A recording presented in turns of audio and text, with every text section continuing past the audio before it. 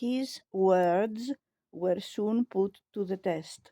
One evening, as he and a friend drove their car across one of the city's countless unmarked boundaries in a quest for food, they were stopped by a patrol of pro government militiamen.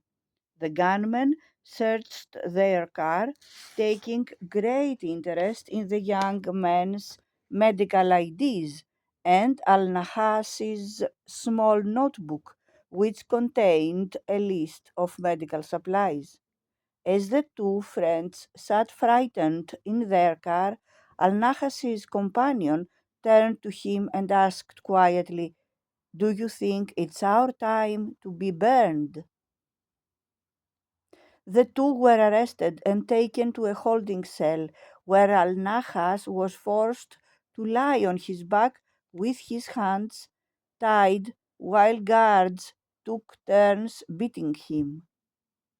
After that, he was led to an ordinary cell, a single room about the size of a small studio apartment that already was packed with 52 other inmates.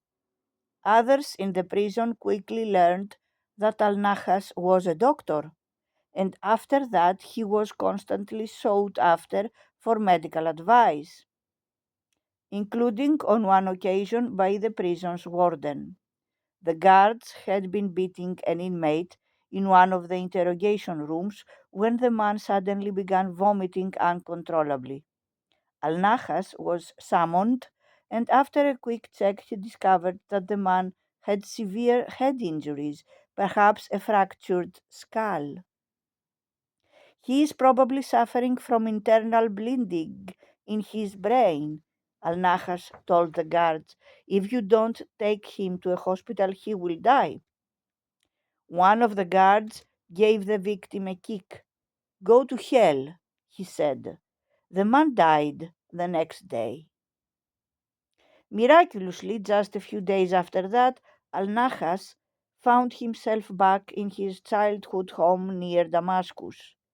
His father, who owned a small business, had learned of his son's arrest and gathered up some money to pay the necessary bribes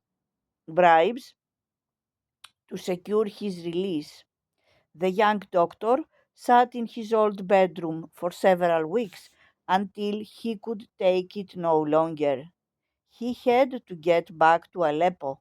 He woke up early one morning to try to sneak out of the house, but found that his parents had anticipated his plan and hidden the house keys.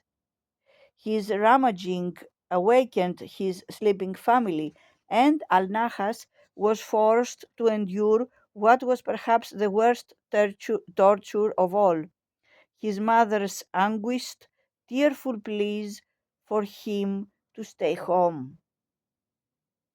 At one point, she snatched a kitchen knife and tried to force him to take it.